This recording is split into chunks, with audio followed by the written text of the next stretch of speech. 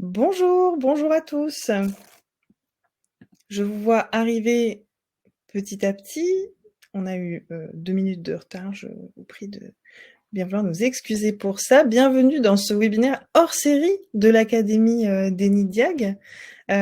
Aujourd'hui, exceptionnellement, on reçoit un partenaire, voilà, qui est le laboratoire NextMune. Beaucoup d'entre vous, je pense, connaissent déjà NextMune. C'est un laboratoire qui est spécialisé en allergologie vétérinaire.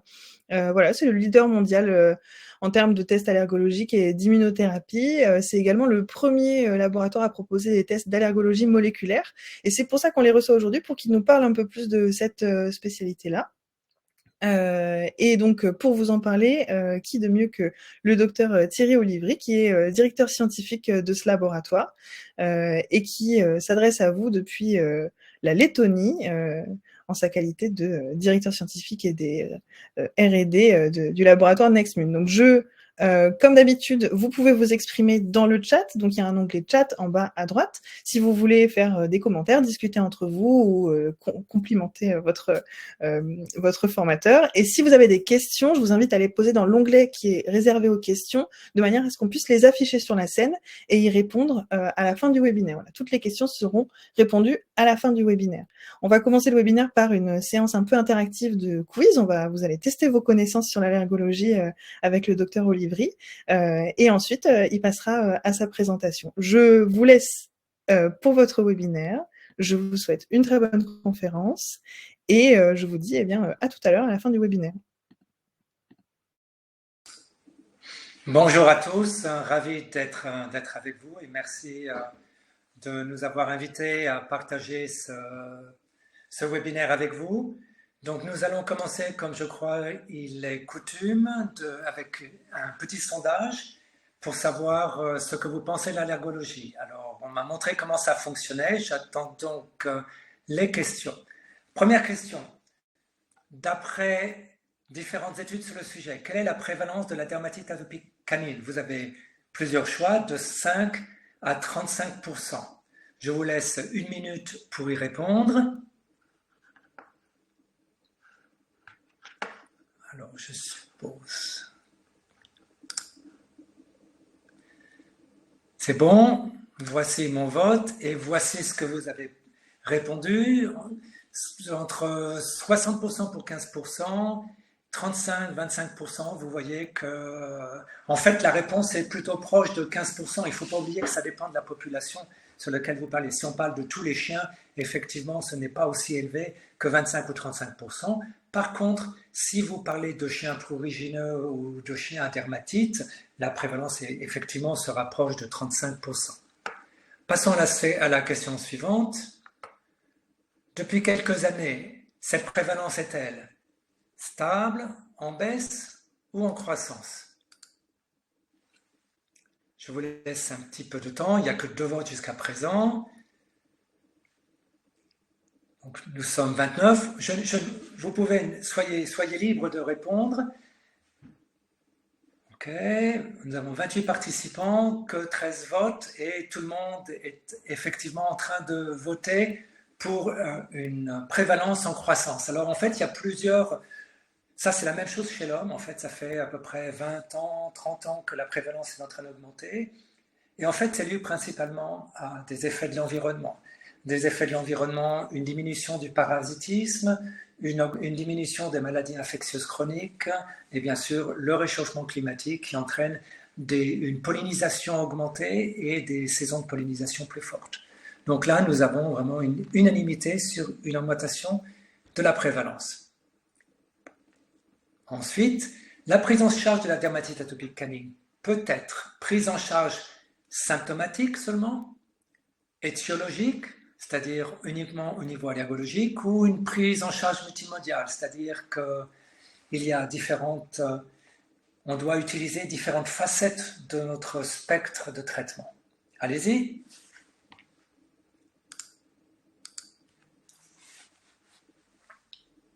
Alors effectivement, tout le monde est en train de voter sur la prise en charge multimodale. Oui, vous le savez, ce n'est pas Quand j'ai commencé la dermatologie dans les années 80, nous n'avions pratiquement que le choix de la prednisolone ou de l'immunothérapie.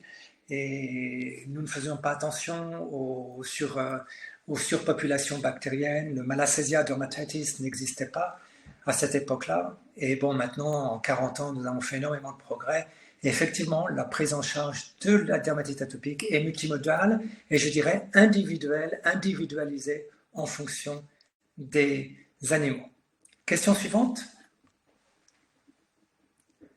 Les tests allergologiques dont on a parlé aujourd'hui, intradermoréaction, test sérologique, quel est le gold standard? Quel est le standard? Les intradermaux, les sérologies, ou les deux peuvent être considérés comme des standards, ou bien ni l'un ni l'autre? Allez-y.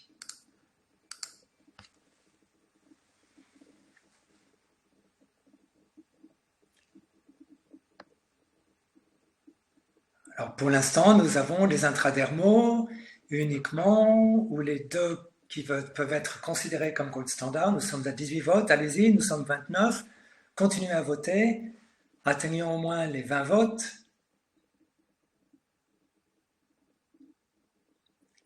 Ok, nous restons à 19 votes. Alors en fait, ma réponse est cela dépend. Cela dépend à quelle période vous avez exercé, ça dépend à quelle période nous nous adressons pour cette évidence. Il est clair qu'au début, il n'y avait que les intradermoréactions. Donc nous, dermatologues, nous ne faisions que les intradermoréactions.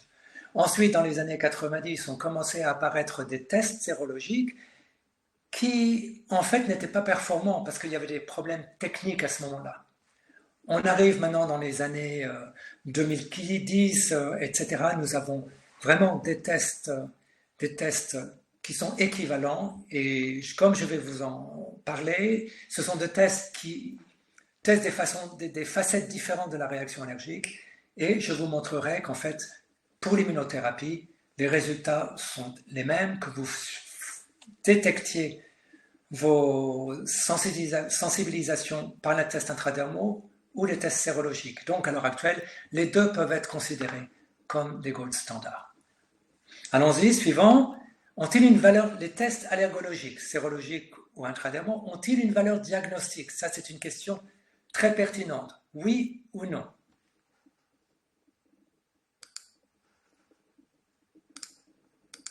C'est-à-dire, est-ce qu'on peut faire un diagnostic avec un test sérologique, un diagnostic de dermite atopique? 22 votes, nous avons 78% non, 24 votes, 22% de oui, et la réponse est non, ce ne sont pas des tests de diagnostic de la maladie, ce sont par contre des tests de diagnostic des sensibilisations. Nous y reviendrons. Question suivante. À quoi servent les tests s'ils n'ont pas de valeur diagnostique? À rien. À confirmer le diagnostic dermatique atopique, à identifier les sensibilisations aux allergènes, à identifier les allergènes pertinents pour une désensibilisation. Allez-y.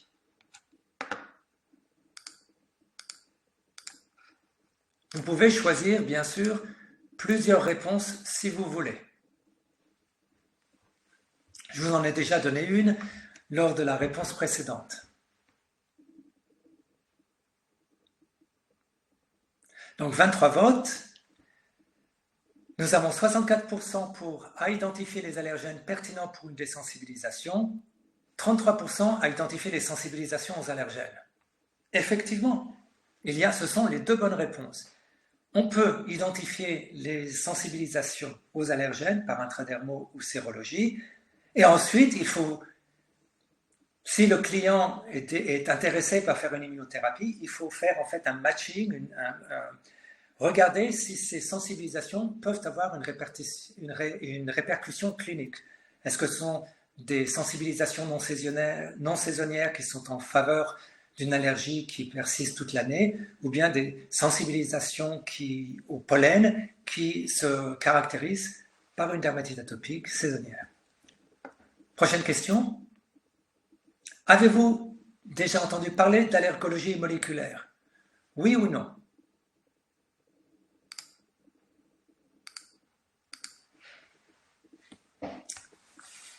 Donc 24 votes, 32% de oui, 68% de non. Nous sommes dans le 27 et toujours peu de personnes ont entendu parler d'allergologie moléculaire. En fait, ça tombe bien parce que je vais vous parler de l'allergologie moléculaire qui est je dirais, une tendance récente en allergologie humaine, peut-être d'ici 10-15 ans, et qui est maintenant disponible en médecine vétérinaire. Je vais vous en parler. Question suivante. Qu'est-ce que l'allergologie? L'allergologie moléculaire, une nouvelle approche de pointe pour la détection des IgE, un nouvel outil de diagnostic, le sujet principal de ce webinaire, un outil plus fiable pour choisir les allergènes pertinents pour une désensibilisation. Alors vous pouvez cliquer sur toutes les réponses qui vous intéressent ou que vous pensez être les correctes. Comme je vous l'ai dit, il peut y avoir plusieurs réponses.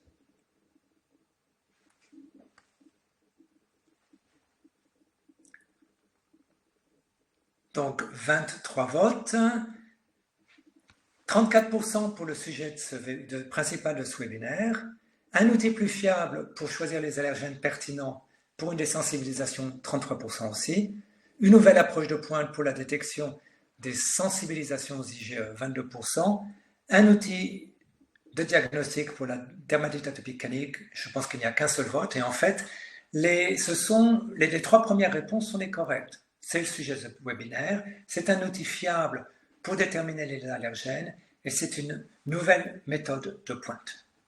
Et je pense que nous avons maintenant la dernière question.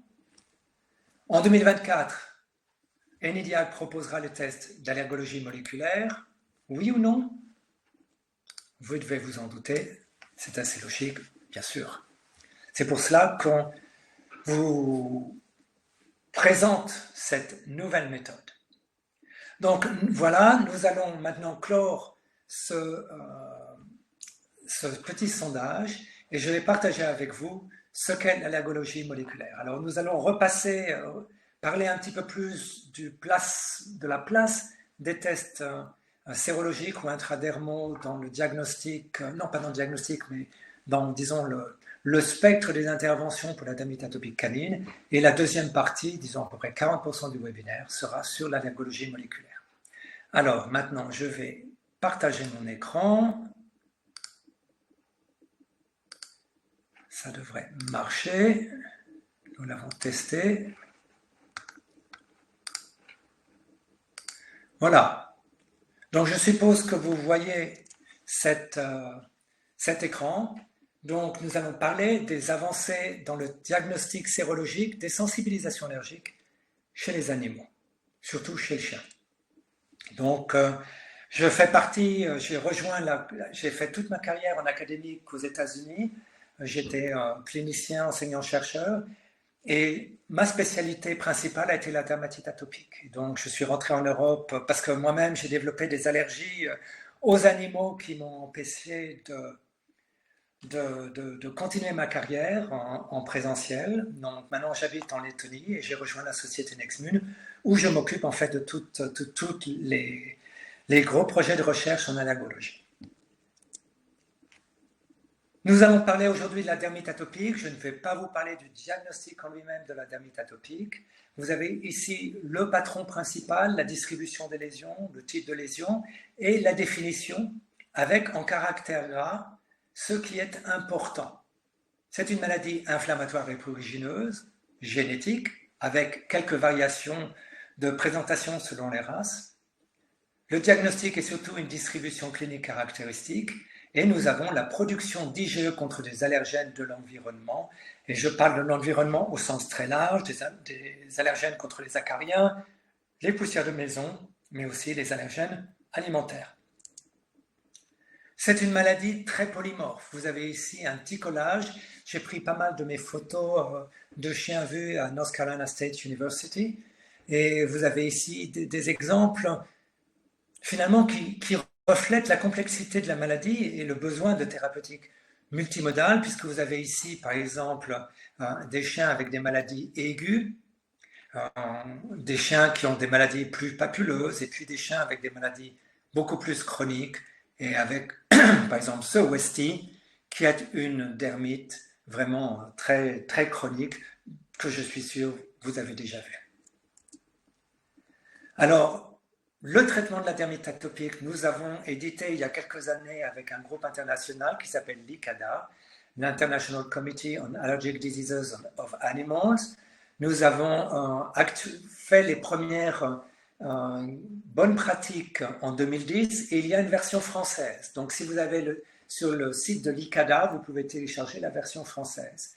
Et vous avez ici un update, une mise à jour de 2015. Malheureusement, quand j'ai quitté l'ICADA, mes collègues devaient continuer avec la version 2020, mais on l'attend toujours. Donc, j'ai entendu dire qu'elle était en cours, mais ces bonnes pratiques vont être actualisées. Le téléchargement est gratuit, et si vous n'avez pas déjà lu cet article, c'est écrit pour vous, praticiens. Dans les bonnes pratiques de 2010 et de 2015, nous avons individualisé 3 types de traitements. Le traitement des symptômes aigus, le traitement des lésions et prurites chroniques, la prévention des rechutes. D'après ce que je sais, pour les prochaines bonnes pratiques, ça va changer un petit peu. Ça va passer de traitement de la maladie active et prévention des rechutes, puisque les traitements en fait se chevauchent pas mal entre aigus et chroniques. Ce dont on va parler aujourd'hui vient plutôt au niveau de la prévention des rechutes, puisque dans la prévention des rechutes, il y a dans ces interventions multimodales, il y a 3 facettes à considérer. 1. Prévenir les contacts avec les facteurs aggravants, qui peuvent être les acariens, qui peuvent être, chez certains chiens, des allergènes alimentaires. Si votre chien est allergique au poulet et qu'il fait une poussée dermite atopique quand il est en train de manger du poulet, bien sûr, le point principal, c'est d'éviter qu'il mange du poulet. Il y a un traitement qui a été en fait promu en médecine vétérinaire par la société Virbac avec le Cortavance. Ça s'appelle le traitement proactif avec des glucocorticoïdes topiques, où vous appliquez, quand votre chien est en rémission, vous continuez à appliquer 2 fois par semaine avec du Cortavance sur les lésions, sur les zones qui avaient des lésions, et ça permet de désactiver la peau à ce niveau-là et de retarder les rechutes.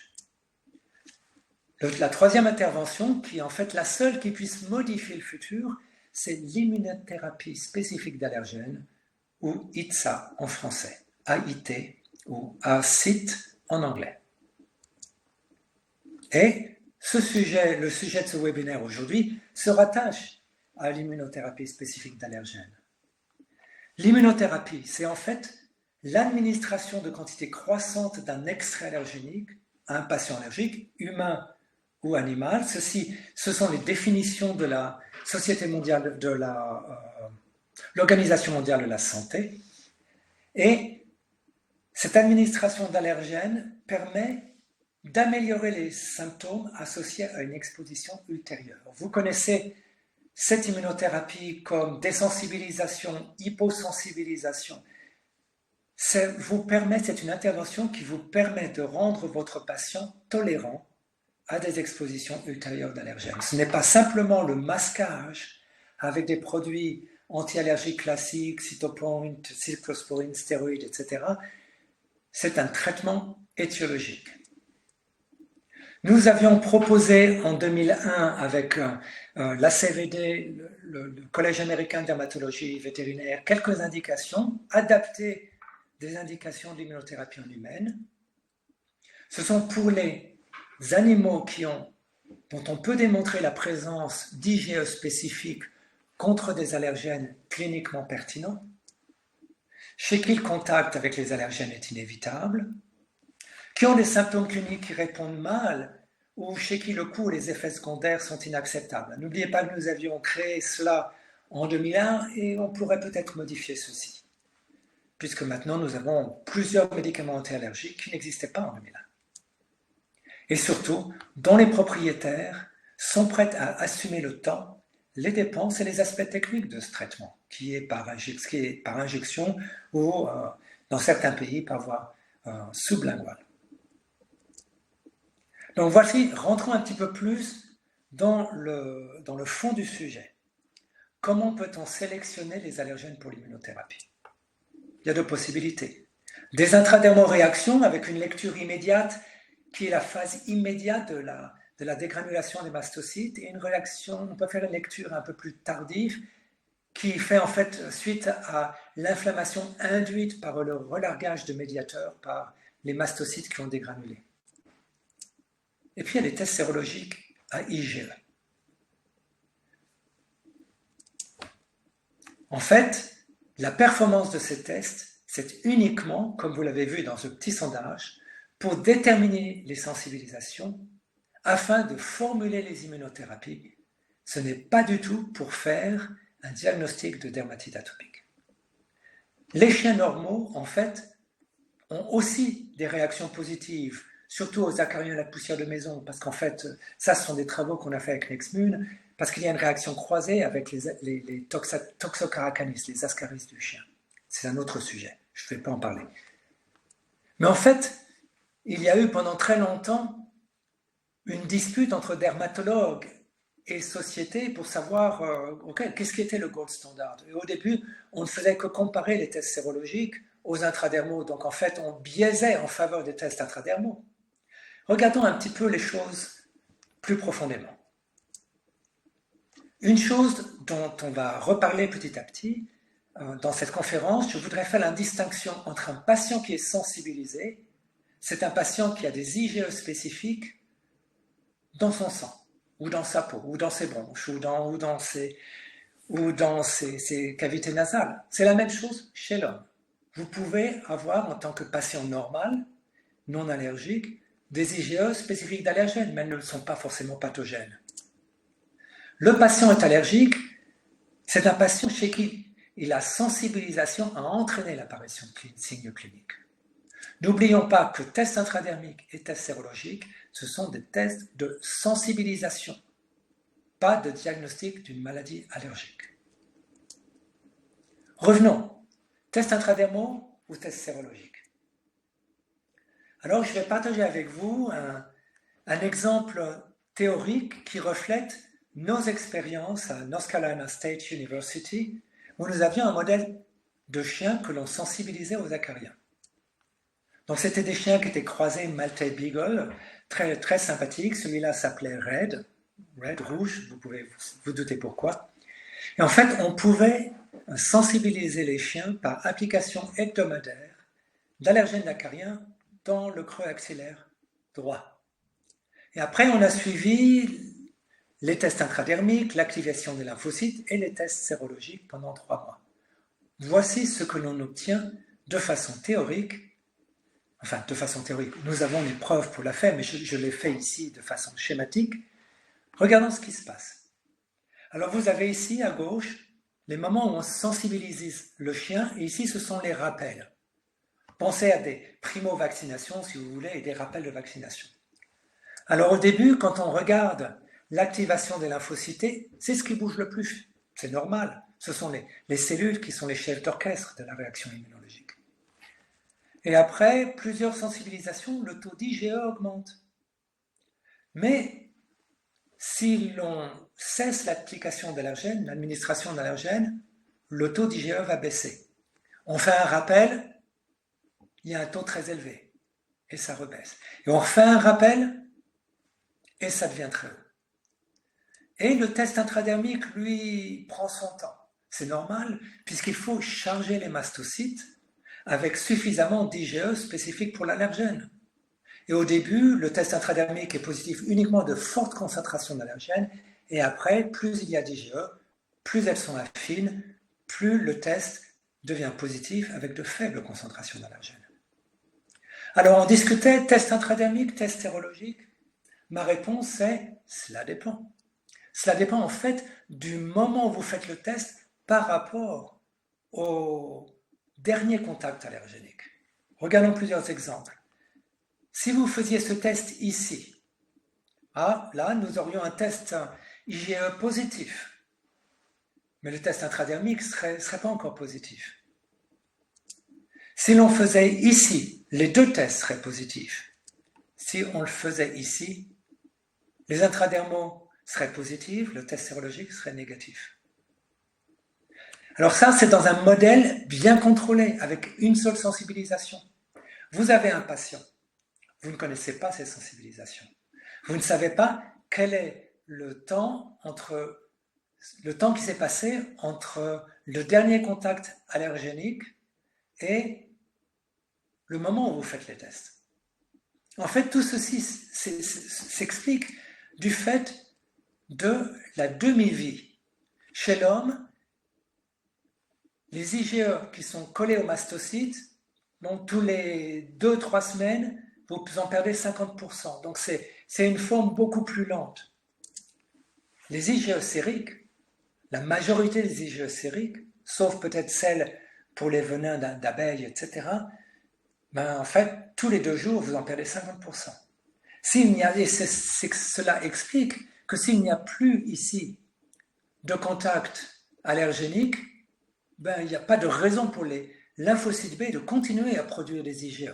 Attention, il y a toujours des lymphocytes T mémoire, il y a des lymphocytes B mémoire, ce qui fait que s'il y a un nouveau contact allergénique, et ça prend à peu près une semaine, vous avez un taux très très haut d'IgE. C'est exactement la même chose pour les vaccins. Pensez Covid, si vous êtes vacciné contre le Covid, vous avez des IgG, et puis à un moment, vous les perdez, et puis vous êtes revacciné, vous avez un rappel, et ça monte très rapidement. En fait, il faut penser aux sérologies et aux intradermaux comme 2 facettes très différentes d'exploration de la réaction allergique. Par exemple, ici, les sérologies, c'est dynamique, ça bouge tout le temps. Les intradermaux, c'est la forme de réserve. Et en fait, je pense, et je l'expliquais à mes étudiants, comme quelque chose de très similaire à l'exploration de la glycémie chez un chien diabétique. La glycémie, le taux de glucose sanguin, c'est la forme dynamique, ça bouge tout le temps. Et en fait, la forme de réserve, vous mesurez la fructosamine ou les hémoglobines glycosylées, et ça représente l'évolution de la glycémie dans le mois ou les 2 mois passés. Et en fait, vous pouvez remarquer, et c'est comme ça que je verrai le positionnement de ces 2 tests. Alors, lequel faire? Ça dépend. Si vous avez l'habitude de faire des intradermaux, continuez. Si vous n'avez pas le kit, faites des tests sérologiques.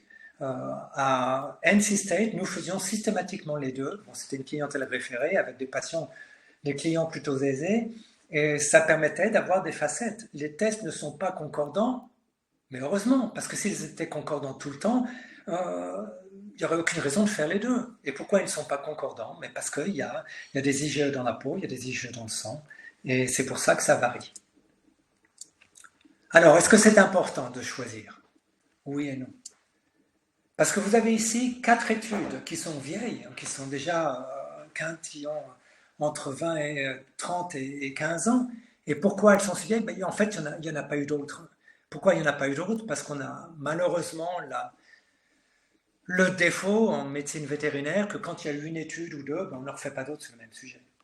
Mais vous avez ici, en fait, le taux de réponse à l'immunothérapie classique, avec le pourcentage de chiens ayant une réponse bonne ou excellente, c'est-à-dire plus de 50% de réduction des symptômes après immunothérapie, que ce soit si les allergènes ont été détectés par intradermoréaction en bleu, ou bien sérologie en rouge. Il y a différentes méthodes sérologiques ici. Vous avez la médiane à droite, il n'y a aucune différence statistique. Donc c'est pour ça que l'on vous disait tout à l'heure, il n'y a pas de gold standard, ce sont toutes les 2, surtout à l'heure actuelle, où les méthodes sérologiques ont atteint leur maturité. Les anticorps anti-IgE que l'on utilise sont vraiment très performants, et c'est pour ça que vous pouvez faire ou l'un ou l'autre, ou les 2. Alors, maintenant, passons au niveau sérologique. Il y a quelques facteurs importants à considérer. Premièrement, quelle est la meilleure période? Quelques facteurs à prendre en compte. J'en ai identifié 4 ici, et je ne vais vous en parler que de 3. Le stade de la maladie, la saison de la pollinisation, la vaccination, les effets médicamenteux. Alors pourquoi la vaccination? Je ne vais pas vous en parler très très longtemps. C'est que nous avons fait des études, effectivement, la vaccination entraîne une stimulation du système immunitaire et va en fait révéler des IgE sous-jacentes. Elles ne sont pas des fausses IgE, c'est une activation des lymphocytes B mémoire qui produisent des IgE qu'ils avaient arrêté de produire. Donc effectivement, ça peut augmenter la sensibilité du test que vous demandez. Parlons tout d'abord du stade de la maladie. Vous avez ici un chien, je le mélange. Vous avez à gauche un chien en maladie active, à droite un chien dont les symptômes ont été contrôlés avec ce chien en particulier, avec corticoïdes et cyclosporine. Quand faut-il tester ce chien? En fait, il est beaucoup plus logique de le faire quand le chien a une maladie active. Ça veut dire qu'il y a un contact récent probable avec des allergènes. Et donc, une élévation probable des IgE spécifiques. Alors, en fait, c'est un petit peu plus compliqué que ça. Parce que si vous attendez très très très longtemps avec votre chien qui a eu une poussée au mois de mai et vous le testez maintenant, ben en fait, les IgE sont surtout importantes pour commencer la réaction. Et au bout d'un certain moment, la réaction allergique s'auto-maintient avec un cycle d'auto-aggravation. Une cellule en active une autre, une cytokine active une cellule qui en produit d'autres, qui active d'autres cellules. Il y a un cercle vicieux qui fait qu'à ce moment-là, les IgE ne sont pas très importantes. Donc il faut le faire en début de poussée, mais pas trop vite. Pour la saisonnalité, je vais vous donner un exemple du hêtre. Le hêtre est en particulier un des allergènes du hêtre. Ça, on parle déjà d'allergie moléculaire, je vais y revenir plus tard. Mais c'est un allergène qu'on appelle le FAG-S1. FAG comme Fagus, S sylvatica et un allergène. Vous avez ici le taux de prévalence des IgE contre cet allergène du hêtre lorsque nous avons commencé à lancer le test en Europe. Nous avons 4 laboratoires, 3 en Europe, 1 aux US et maintenant 1 en Australie. Vous voyez qu'au mois de mars, nous avions presque 60% des chiens testés qui avaient des IgE contre cet allergène. 10% aux États-Unis, au Royaume-Uni, à peu près 7% en Espagne et juste 3-4% aux US. Alors pourquoi? Bien, tout simplement parce qu'il y a très très peu de hêtres aux États-Unis. Nous avons maintenant la disponibilité sur Internet de plusieurs sites de biodiversité où les gens, en fait, qui se promènent, il y a des gens qui se promènent dans les parcs, qui notent tout ce qu'ils voient et qui le rapportent. Ça permet de savoir où se trouve la faune et la flore mondiale et aussi de voir l'évolution au cours du temps. Et vous voyez ici qu'effectivement, il y a beaucoup plus de hêtres en Europe qu'aux États-Unis. Il y en a sur les côtes est et ouest, et ce qui explique cette prévalence. Et si l'on regarde ici, si je me restreins à l'Europe dans la même période, ben vous avez surtout ici la région du hêtre. Et en fait, ce qu'il faut savoir, c'est le laboratoire de Nextmune de Hollande teste tout le Benelux, l'Allemagne, l'Europe centrale et la Scandinavie.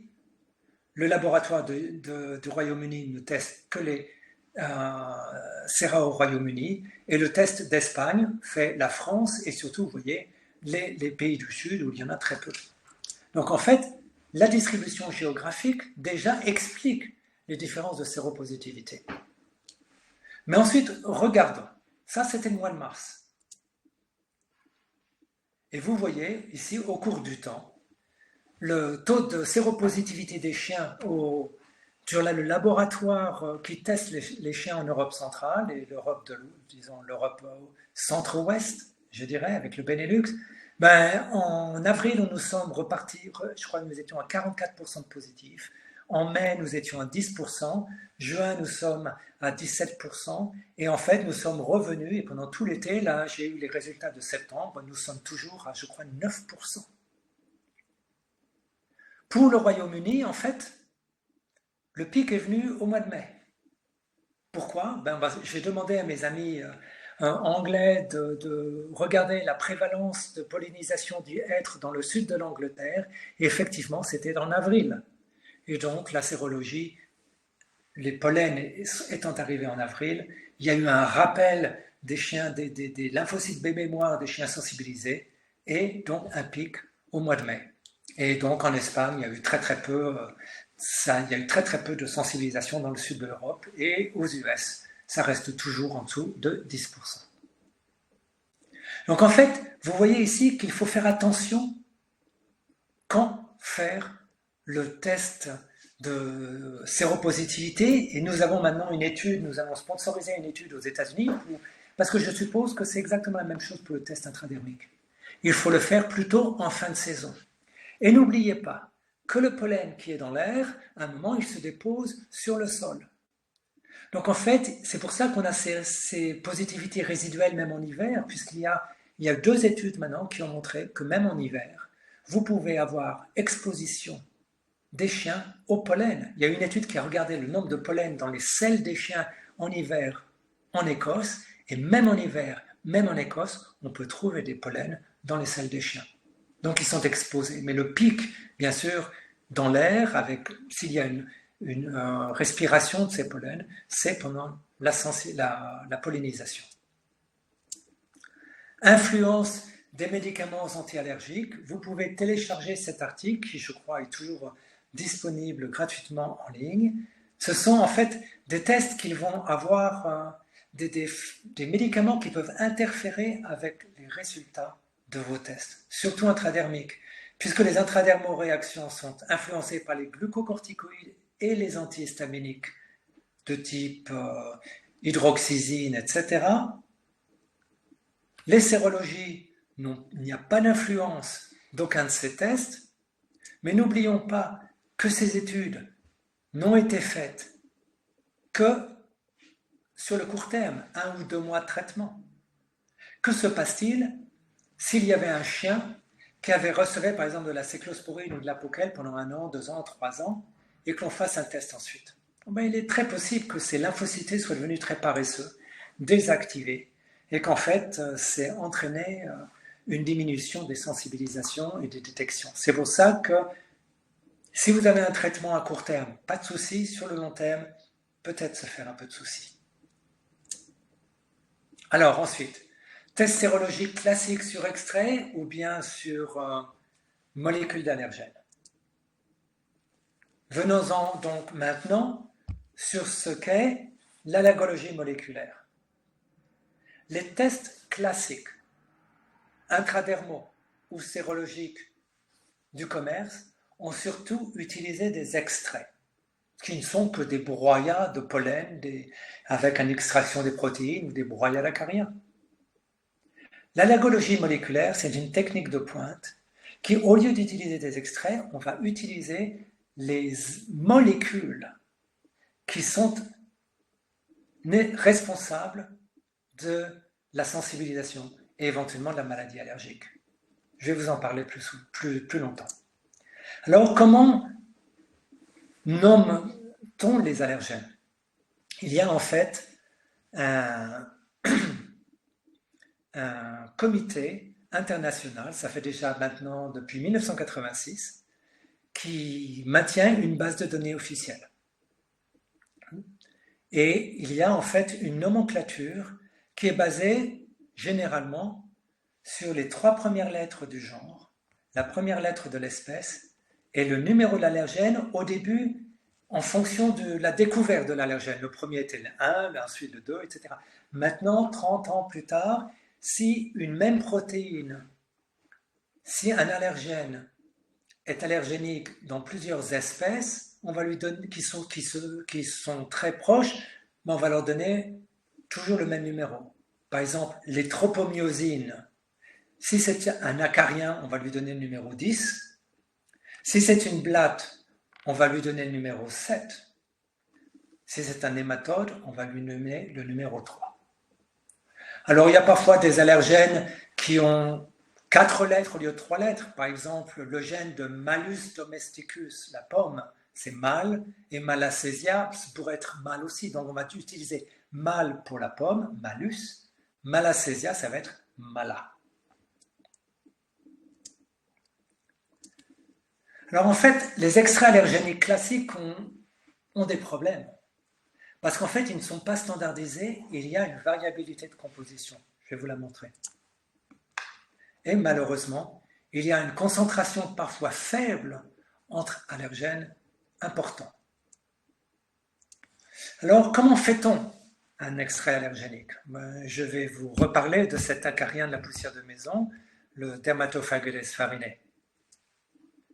comment fait-on cette culture d'acariens? Ben, en fait, on prend une culture d'acariens et qui sont cultivés sur des flacons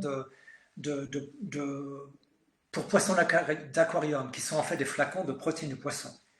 Et vous avez ici différents stades, et vous avez ici les selles des acariens, et puis ici ce sont des petits déchets de nourriture. En fait, on prend tout ça et on en fait un broyat, et on extrait les protéines. Et en fait, on a une proportion variable de différents stades de l'acarien, plus ou moins de déjection, et plus ou moins de nourriture. Une étude qui a été faite en France par le laboratoire Gentlis a montré que sur un extrait, l'extrait phare du commerce contient en fait aussi des allergènes de poisson, puisque ça vient de la nourriture. Ces déjections ici sont importantes puisqu'elles contiennent les enzymes digestifs qui sont les allergènes majeurs chez l'homme. Si vous ne mettez pas de déjection, vous aurez une concentration plus faible en DRF1, DRF2. Autre point important, ces acariens ici ont dans leur génome plus de 10 000 protéines. Et il n'y a que 37 allergènes de Dermatophagules farinae chez l'homme. Bon, je vous ai mis 40 en fait, ici c'est 37, j'ai oublié de corriger ceci sur cette version, parce qu'il manque le numéro 9 par exemple. Et jusqu'à présent, ont été publiés 5 allergènes de chiens majeurs, dont 4 ont été quantifiés dans une étude vétérinaire, et ça représente 1 à 2% des extraits. Donc c'est pour ça que les extraits peuvent être moins sensibles que les protéines, puisque ça ne peut représenter que 1 ou 2% ou encore moins, puisqu'il y a plus de 10 000 protéines. Voici juste une étude pour vous montrer la variabilité des extraits. C'est un gel électrophorétique des protéines qui sont séparées en fonction de leur poids moléculaire sur la gauche, et elles sont colorées en bleu. Donc ce sont 5 extraits du commerce à visée vétérinaire. Vous voyez en fait que ces extraits sont complètement différents. L'extrait le plus complet, c'est l'extrait D. L'extrait B contient bien le DRF1 et le DRF2 qui sont à cette migration. Mais regardez l'extrait C ou l'extrait E. Il y a beaucoup de variations. Et si l'on fait des tests sérologiques en fonction des différents extraits, ben vous avez par exemple l'extrait numéro E, en fait, n'a que beaucoup moins de réactivité que l'extrait numéro A ou l'extrait numéro D.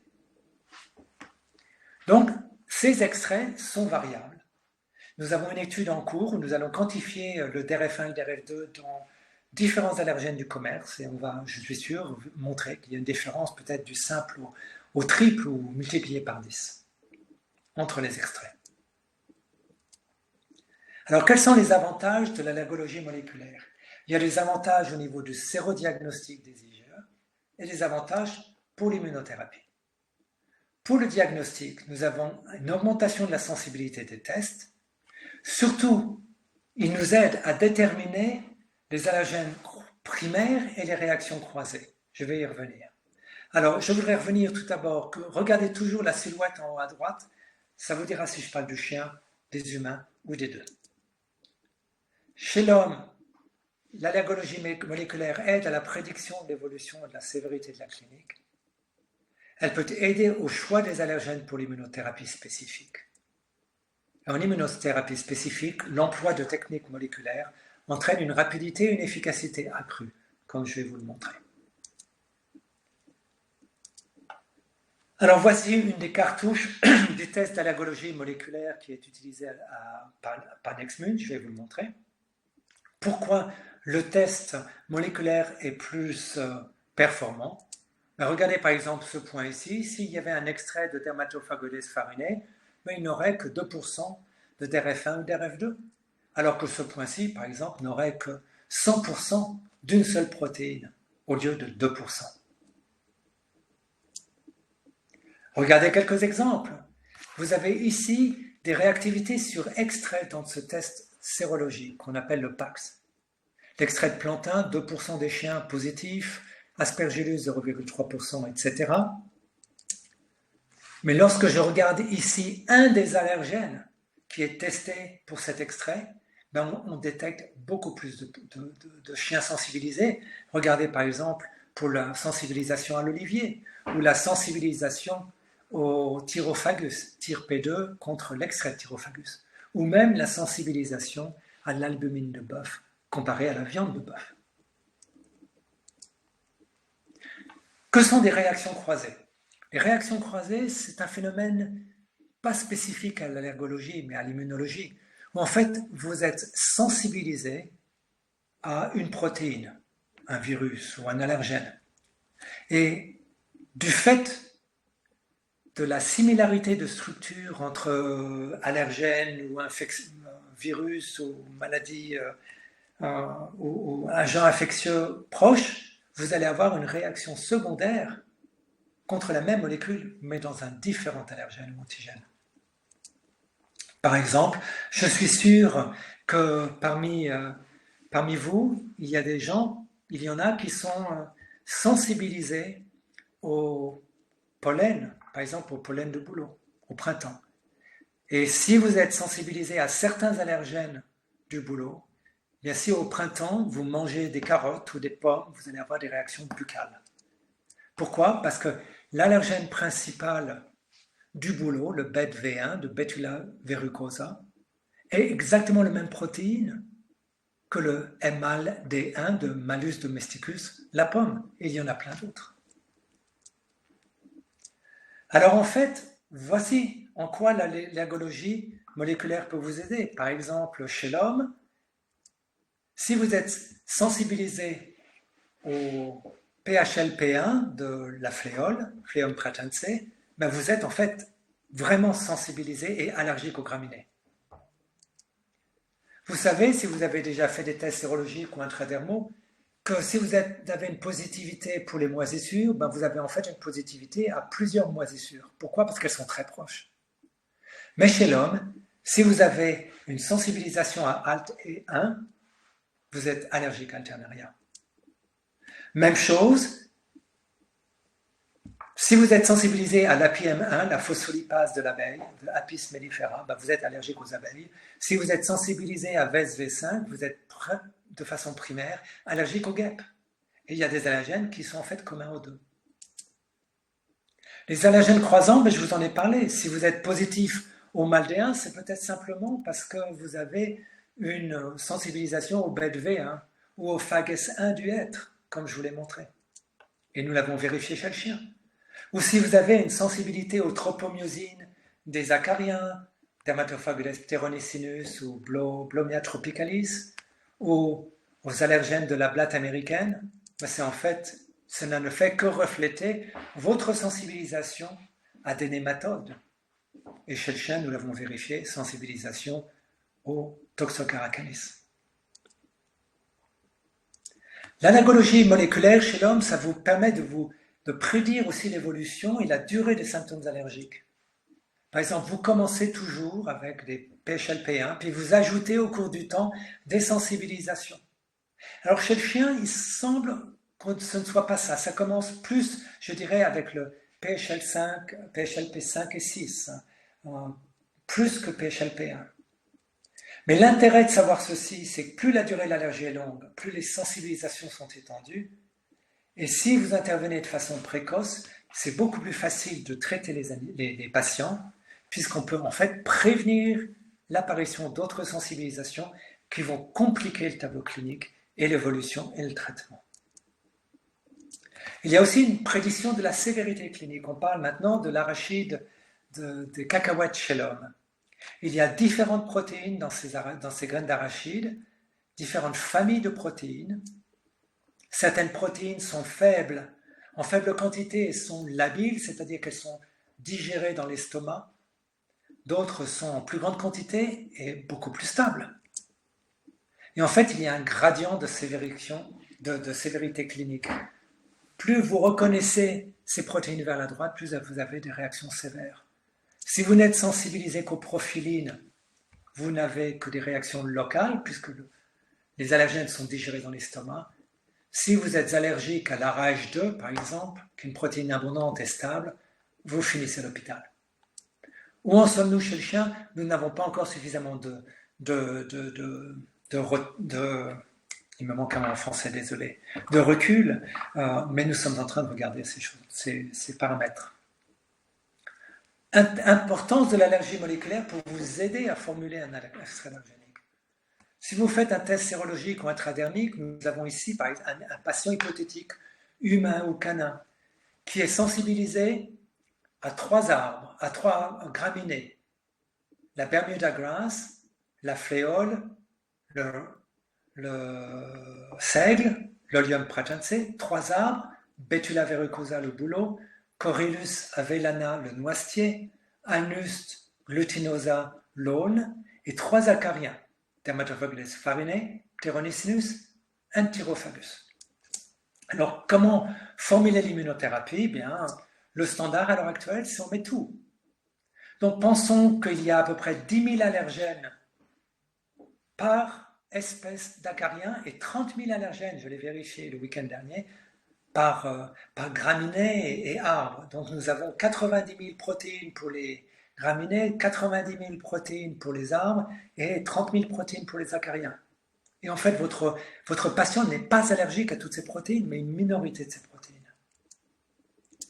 Si nous faisons le test d'allergologie moléculaire, en fait, on va étendre et obtenir des sensibilisations beaucoup plus précises. Et vos collègues de NextMune ou dans votre littérature, votre recherche de littérature vous dira que, en fait, les 3 protéines ici des graminées sont les mêmes, mais dans 3 espèces différentes. Que 2 protéines des arbres sont les mêmes, mais que celle de l'aulne est différente. Et que ces 2 protéines de Dermatophagus sont identiques, mais elles sont en fait un petit peu différentes du Thyrophagus. Donc comment ferions-nous notre désensibilisation aujourd'hui? On ne mettrait qu'un des exemples des protéines qui croisent, des extraits qui croisent, et on mettrait ceux qui ne croisent pas. Et nous arriverions donc à une diminution marquée du nombre de protéines. Et comme on sait, comme je vais vous montrer, que plus on a d'allergènes relevants, plus la désensibilisation est efficace. Comment le sait-on? Nous avons publié un article il n'y a pas longtemps. Si on compare l'immunothérapie classique, à 3 mois, à peu près, il n'y a que 5 à 30% des chiens qui vont mieux. Si l'on fait une immunothérapie avec un seul composant comme existant au Japon, on arrive à beaucoup plus d'efficacité et une efficacité plus précoce. Alors, je vais vous parler, dans à peu près 10 minutes qui nous restent, du PAX. Le PAX, c'est en fait l'adaptation vétérinaire du test européen d'allergologie moléculaire pour les hommes, qui est vraiment le gold standard, le test le plus avancé en Europe.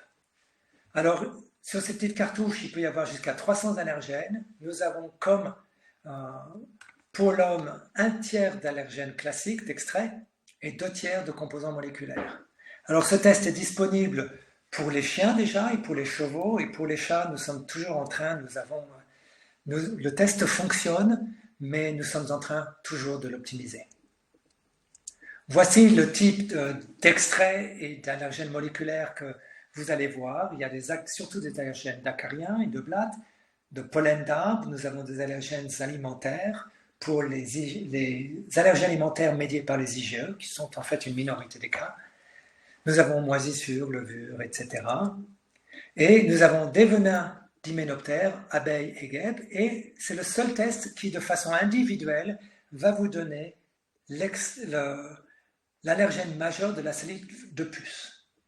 Et effectivement, ça nous permet de voir qu'environ, toujours presque 10% des chiens en Europe sont très sensibilisés à la salive de puce. Alors on me demande souvent, mais comment ça se compare avec les ELISA classiques? Bien, en fait, si on compare différents laboratoires ensemble, il y a des variations d'extraits, il y a des variations d'anticorps anti-IgE, mais quand on standardise les choses, en fait, nous avons une très très belle corrélation, comme nous l'avons déterminé ici avec un des tests d'ELISA de NextMune. Alors, je vais vous donner quelques exemples pour finir. Voici comment saviez-on que nous avions un test pertinent. Vous avez ici, voilà la capture par ordinateur de la cartouche. Vous avez ici les courbes d'IgE. Mais en fait, ce chien, nous avons commencé à travailler sur des chiens qui étaient sensibilisés de façon expérimentale à l'université de Zurich contre les acariens. Et qu'avons-nous vu? Ben, effectivement, que ce chien était sensibilisé aux extraits d'acariens, mais avait des taux plus élevés détectables contre le DRF1, DRP1, DRF2, DRP2. Nous avions déterminé aussi que ce chien avait des IgE contre des allergènes qui n'existent pas en Europe, qui sont des tropomyosines, parce qu'en fait, tous les chiens qui étaient à l'université de Zurich avaient été sensibilisés au Toxocara canis. Et s'il y avait une réaction croisée avec les acariens. Et en fait, ce qui nous préoccupait au début, c'était de voir que ces chiens étaient parfois sensibilisés au venin d'abeille. Alors pour moi, c'était un gros problème, puisque pour moi, des chiens de laboratoire ne sont pas sensibilisés aux abeilles, ne sont pas exposés aux abeilles, mais ces chiens de l'université de Zurich passent tout leur été dehors, dans un chenil, au sein d'une prairie, etc. Ils sont effectivement piqués par les abeilles et on le détecte. Si l'on prend des chiens qui restent au laboratoire, qui ne sortent pas du tout, on a 100% de tests négatifs contre les venins. Je vais vous donner un autre exemple, le chien d'une de mes résidentes, un de ses patients, qui avait fait un test intradermique, qui montrait des sensibilités aux acariens, aux malacésia et aux aspergillus. Et si l'on désensibilisait en fonction des tests classiques à l'heure actuelle, on ajouterait tout cela dans la désensibilisation. Et Victoria nous avait envoyé un sérum, et qu'avons-nous vu? Nous avons vu que ce chien était effectivement sensibilisé à l'acarien et à la poussière de maison. Il y avait des sensibilités contre 4 allergènes des moisissures et levures, un allergène de la pariétaire, un allergène de la guêpe. Alors ce chien avait une anamnèse d'infection à malacésia récurrente. Alors est-ce qu'on met les malacésia ou est-ce qu'on met malacésia ou aspergillus? Mais en fait, ce qu'il faut savoir, et Nexmune vous le dirait, qu'en fait, le malaise 11 et l'espèce F6, c'est le même allergène dans 2 espèces de champignons différentes. Et donc, la réactivité à l'aspergillus est une simple réaction croisée. Comme ce chien n'a pas d'allergie saisonnière et pas de symptômes contre les guêpes, et qu'à l'heure actuelle, nous n'offrons pas de désensibilisation contre les guêpes, nous proposions une désensibilisation à malacésia et acarien.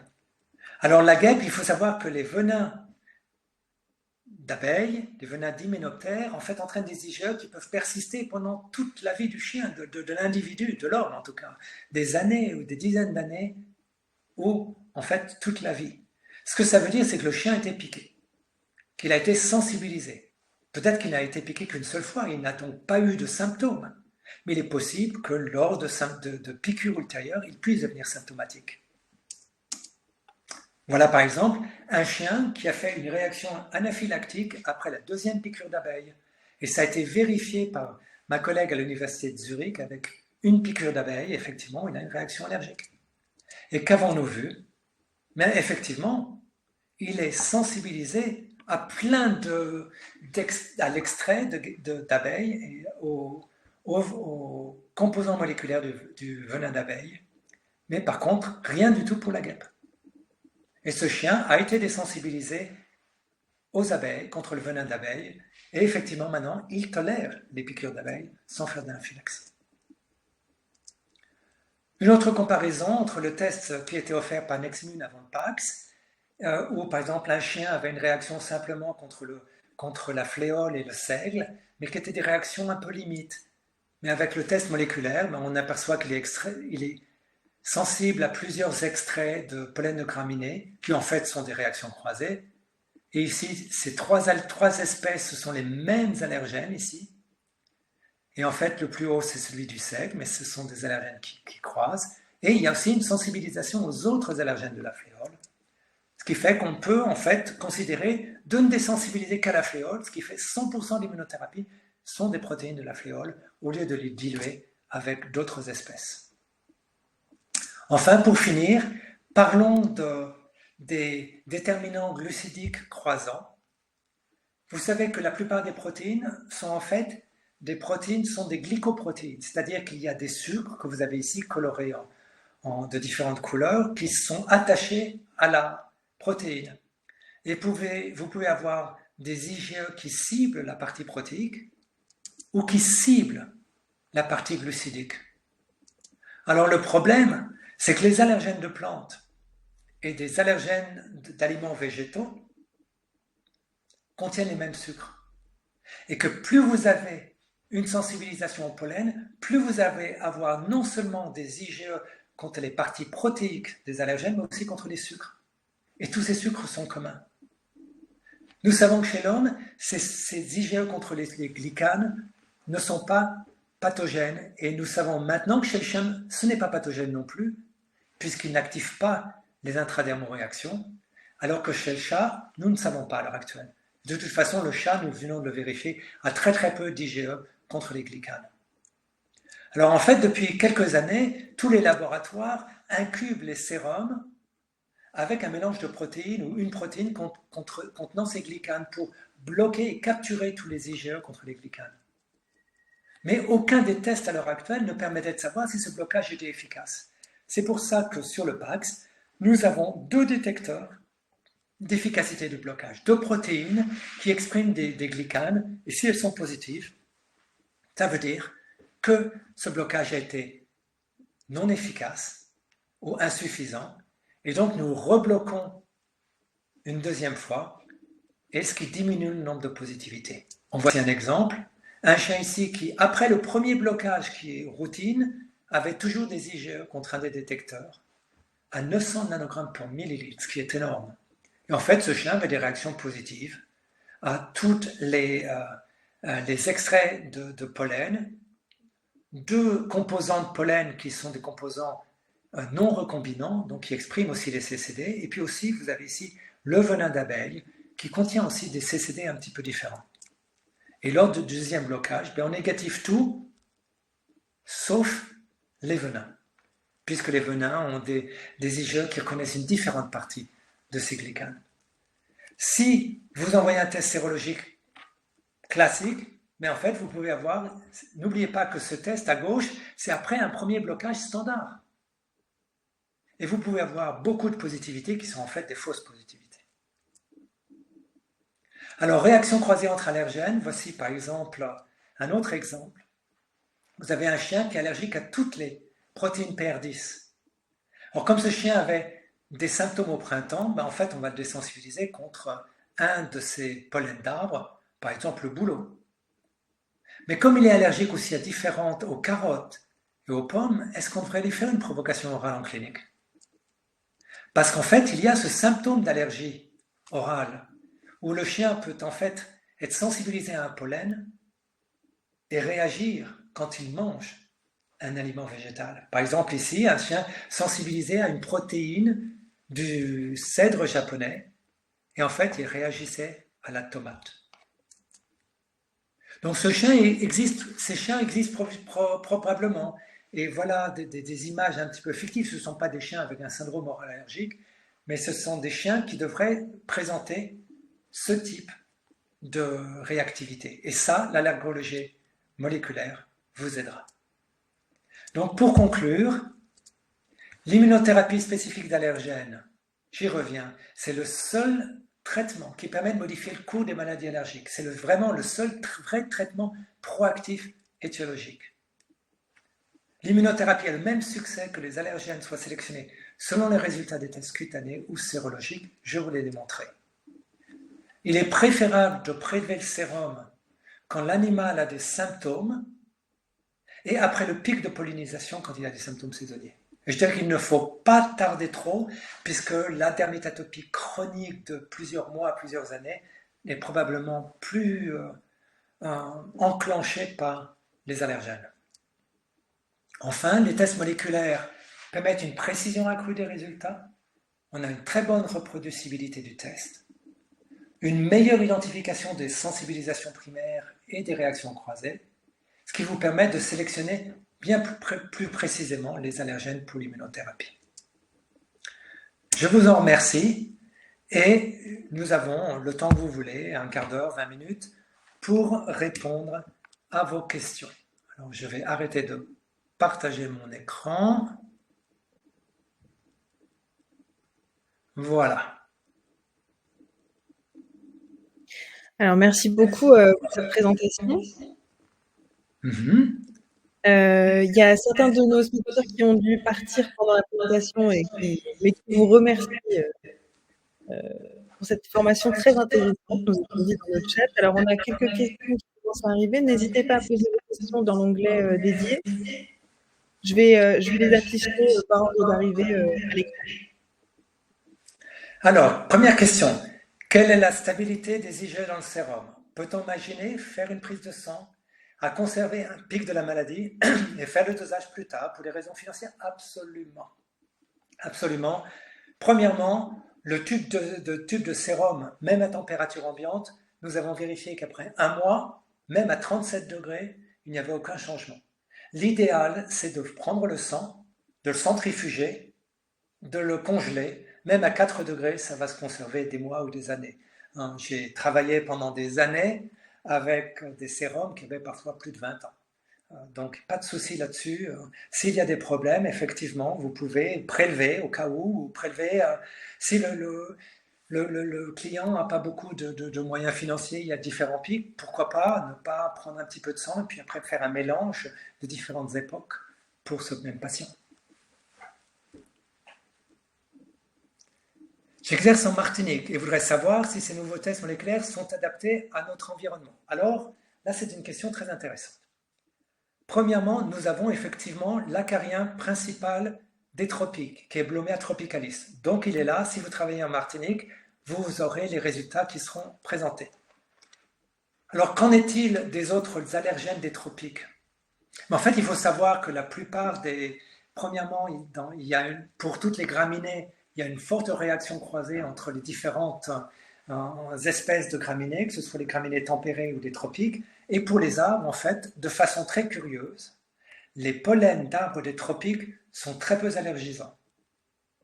Donc, de ce côté-là, il ne faut pas trop se préoccuper. Donc, pour l'instant, il n'y a pas de test spécifique pour les tropiques, mais vous avez des allergènes qui sont présents dans le PAX, qui sont présents qui sont importants pour les tropiques, notamment les acariens, les Blomea tropicalis, les Dermatophagides, etc.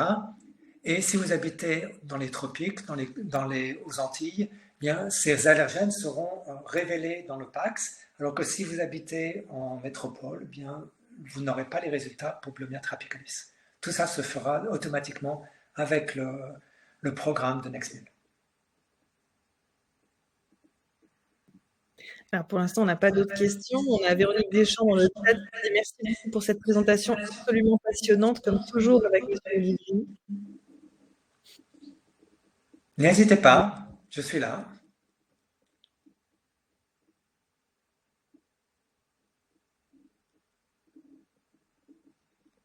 Pas d'autres questions?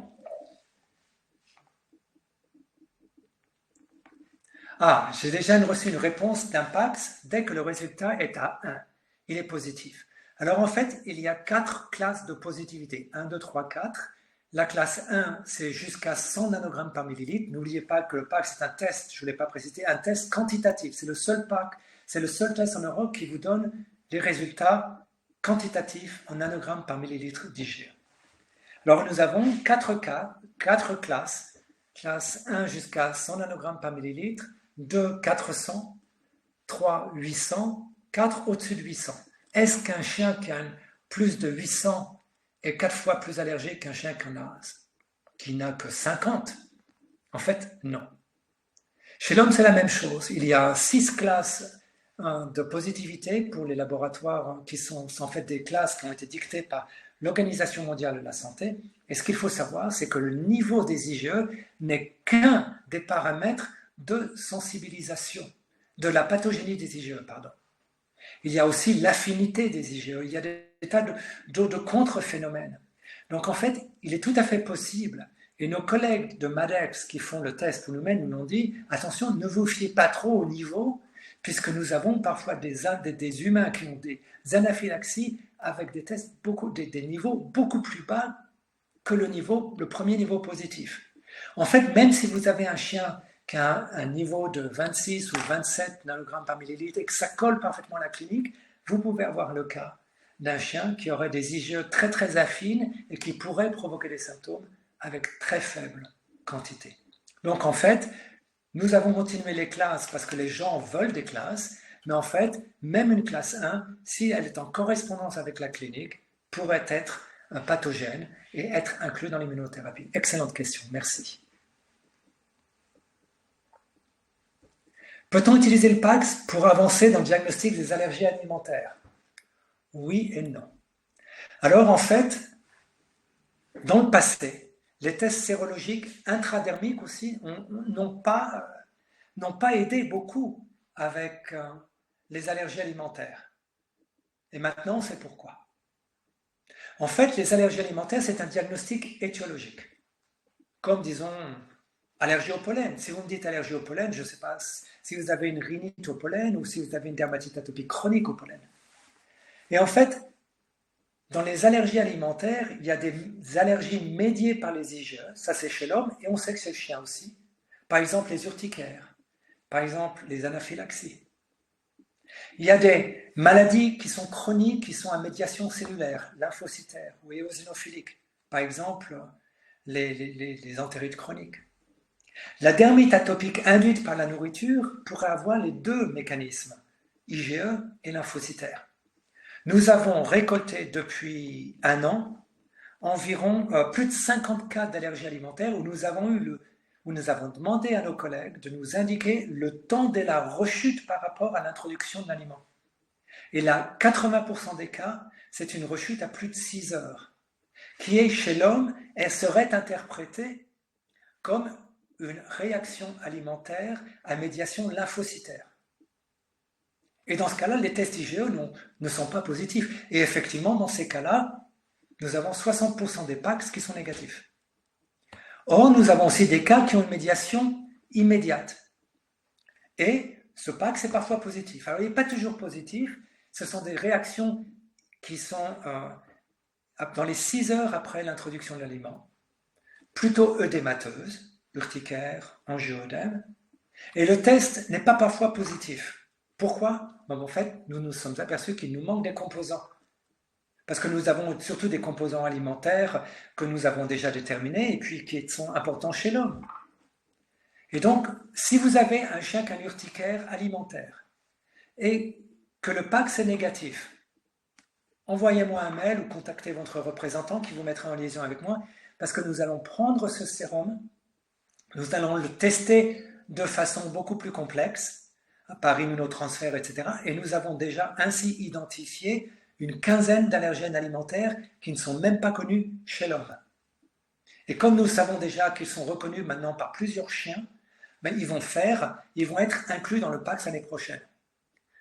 Alors, bien sûr, oui, on ne peut pas savoir ce qui nous manque tant que l'on a des cas bien ciblés qui montrent qu'effectivement, le PAX n'a pas très bien marché dans ce cas-là. Mais nous avons aussi des cas où le PAX a été très positif et a pu identifier l'allergène. Nous avons des cas aussi où nous sommes en train de créer un test de prolifération lymphocytaire qui là a une sensibilité de 100% et une spécificité de 100% pour les allergies alimentaires retardées. Alors nous allons le lancer l'année prochaine, à peu près d'ici un an, mais donc vous aurez le choix de deux tests. Un test pour les maladies à médiation IgE, les maladies immédiates après une provocation alimentaire, et un test de prolifération lymphocytaire qui va nécessiter du sang frais, puisque nous avons besoin de stimuler les lymphocytes, et qui va marcher pour les réactions retardées. Donc, désolé pour la réponse un peu trop longue, mais pourquoi les tests dans le passé ne marchaient pas? Parce qu'on essayait de leur faire diagnostiquer toutes les formes d'allergie alimentaire, alors que c'est immunologiquement impossible. En cas de diverse positivité au PAX, est-ce que le veto ou le labo qui choisira les allergènes à inclure? Bien sûr, le labo va vous faire une recommandation, mais c'est le vétérinaire qui va choisir si vous suivez cette formulation ou si vous voulez la modifier parce que vous pensez que cliniquement, en fait, le chien, il est... Par exemple, je vous donne un exemple. Votre chien a une allergie plutôt non saisonnière. Il est positif aux acariens et à un pollen. Si vous n'avez pas, comme beaucoup de confrères, bien rempli votre questionnaire, eh bien notre collègue, l'algorithme va vous dire, OK, on va rajouter l'acarien et le pollen. Mais vous aurez toujours la possibilité, plus tard, de dire, non, non, en fait, c'est l'acarien qui m'intéresse, et de mettre 100% d'acarien. Donc, ce sera proposé par nos collègues de NextMune, et ce sera à vous de valider ce choix ou de le changer. Jusqu'à combien d'allergènes moléculaires par flacon de désensibilisation? Alors, très important. À l'heure actuelle, le standard du traitement en immunothérapie, que ce soit en humaine ou en vétérinaire, c'est des allergènes par extrait. Ce sont des extraits d'allergènes. Nous sommes en train de travailler sur une immunothérapie moléculaire pour les acariens à la poussière de maison qui nous permettent en fait de neutraliser les IgE en un mois. Donc on espère avoir une réponse. Nous allons commencer notre premier essai clinique d'ici la fin de l'année. Donc il n'y a pas à l'heure actuelle d'allergènes moléculaires dans un flacon de désensibilisation. Dans le passé, nous pouvons mettre jusqu'à une dizaine, une douzaine d'allergènes par flacon, parfois 2 flacons, mais ce que nous savons maintenant, après des mois de recul avec le Pax, c'est que puisqu'on élimine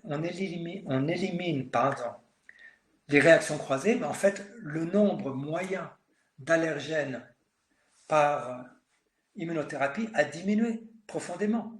Je vais vous donner un exemple. Aux États-Unis, la moyenne du nombre d'allergènes l'année dernière, avec un test par extrait, c'était 21.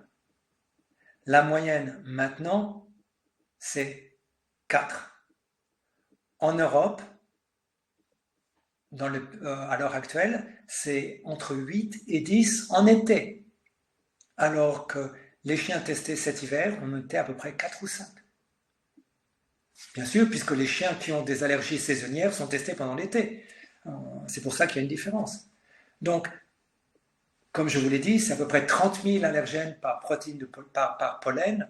Donc, s'il n'y en a plus que 4, on n'a plus que 120 000 protéines plutôt que des centaines de milliers de protéines. N'oubliez pas que là-dedans, il y a une très très faible fraction d'allergènes qui sont responsables des sensibilisations et des allergies. Donc, est-ce qu'on commercialise le test et les flacons de désensibilisation? Oui, comme tous les autres, comme la majorité des autres sociétés. Ça dépend aussi où vous envoyez vos tests sérologiques. Si vous les envoyez à un laboratoire comme Enidiag, bon, ce sera envoyé à NextMune. Il y a des laboratoires qui vont avoir des machines pour faire le test chez eux. Il y en a d'autres qui vont envoyer un laboratoire PAX. Ça dépend des pays, ça dépend des laboratoires. Ça dépend comment vous travaillez. Oui, bien, on a fait le tour des questions. Donc, merci beaucoup pour ce webinaire de Colibri. Voilà, tout le monde dans le chat vous remercie encore chaleureusement. C'était avec plaisir. Et puis, bien, n'hésitez pas, nous avons plein de collègues à NextMune qui sont là pour répondre à vos questions. Et s'ils n'arrivent pas à y répondre, ils me contactent. Voilà, n'hésitez pas non plus si vous avez des questions, si vous regardez le replay et que vous avez des questions, vous pouvez répondre à n'importe quel mail de l'académie et ça arrivera dans nos boîtes mail et on s'occupera de transmettre vos questions à NextMune. Je vois que quelqu'un demande quand débutent les nouveaux tests. Donc, en l'occurrence, ils sont disponibles au catalogue 2024 Diag. Et voilà, merci à tous pour votre participation. Merci de m'avoir invité et puis bonne fin d'année à tout le monde. Merci beaucoup, bonne journée. Au revoir.